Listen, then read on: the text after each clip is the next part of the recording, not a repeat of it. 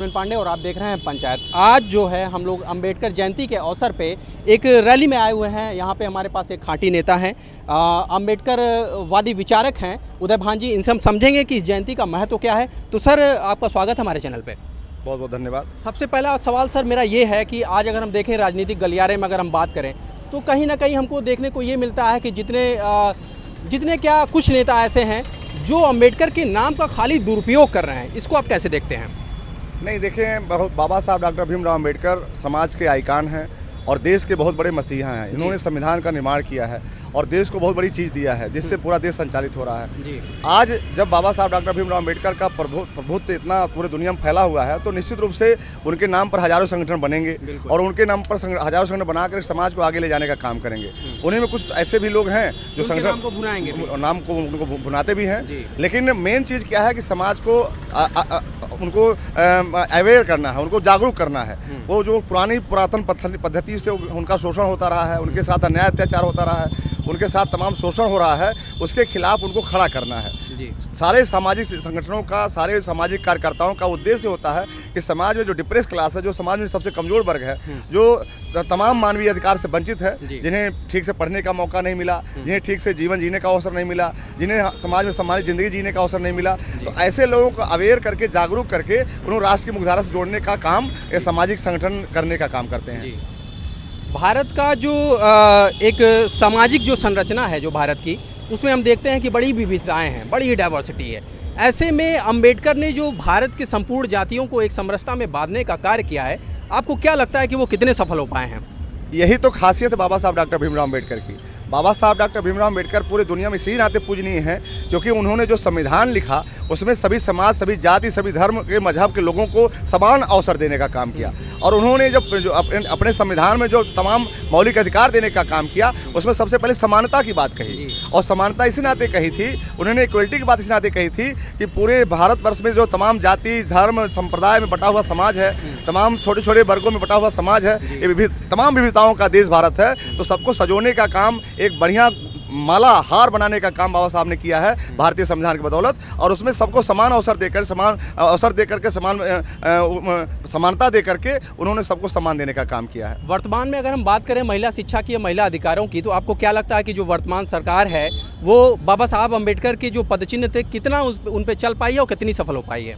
अभी तो वर्तमान सरकार इस पर कुछ भी नहीं कर पाई है शिक्षा को, बल्कि उन्होंने औपौना कर दिया। जिस तरह शिक्षा का नियम कानून बनाया है, जिस तरह से 2+2+4 करने का काम किया इन्होंने, इसमें काफ़ी बड़े पैमाने पर विसंगतियां हैं। अब उसमें दिक्कत ये हो रही, जो गरीब तबके के लोग हैं, शिक्षा का विकेंद्रीकरण इस तरह से हो रहा है कि बड़े पैमाने प्राइवेटाइजेशन होता चला जा रहा है। शिक्षा महंगी होती चली जा रही है। इंजीनियरिंग कॉलेज, मेडिकल कॉलेज, जितने बड़े बड़े IIT कॉलेज हैं, सब बहुत ज़्यादा फीस उसमें लग रहा है। हमारी बाबा साहब डॉक्टर भीमराव अंबेडकर की सोच थी कि शिक्षा को मुफ्त कर दिया जाए, कि कम से कम ग्रेजुएशन तक के भारत के सभी नागरिकों को, चाहे किसी जात धर्म मजहब का हो, चाहे महिला हो, चाहे पुरुष हो, चाहे किसी जात धर्म संप्रदाय का हो, सबको शिक्षा का अवसर मिलना चाहिए और ग्रेजुएशन तक उसको फ्री में शिक्षा होनी चाहिए। आखिरी में चलते चलते सर, इस पावन अवसर पर आप समाज को क्या संदेश देना चाहेंगे?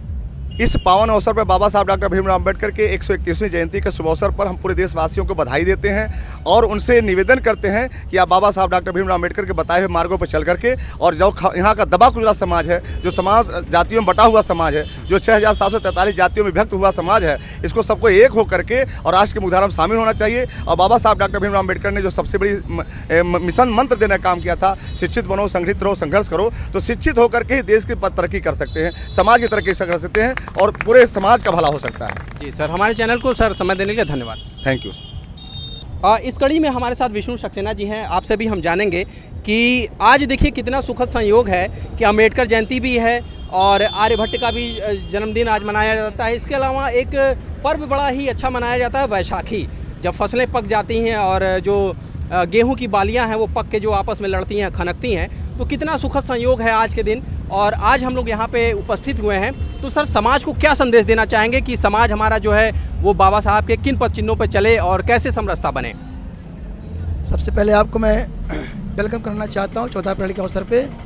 बाबा साहब ने संविधान के माध्यम से सर्व समाज को एकता के सूत्र में बांधने का कार्य किया। जैसा कि आपने कहा, 3 तरह का त्यौहार है, तो भारत का कल्चर ही विविधताओं में एकता का है। और भारत में कहा भी जाता है, हिंदू मुस्लिम ईसाई आपस में सब भाई भाई। तो भारत के जितने भी लोग हैं सारे लोग मिलकर के यदि अच्छे ढंग से कार्य करें, संवैधानिक तरीके से काम करें तो निश्चित रूप से भारत पुनः यह देश सोने का चिड़िया हो जाएगा और पूरे देश में विश्व गुरु कहलाएगा। आपको क्या लगता है कि अंबेडकर अपने उद्देश्यों में सफल हो पाए हैं आज के समय में?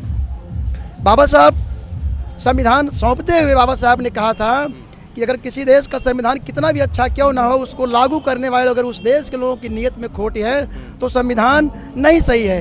लेकिन अगर संविधान को लागू करने वाले लोगों की नीयत ही अच्छी है तो संविधान बेहतर ढंग से पूरे देश में रन कर सकता है और संवैधानिक माध्यम से सर्व समाज का उत्थान हो सकता है, विकास हो सकता है। ओके सर, धन्यवाद। धन्यवाद।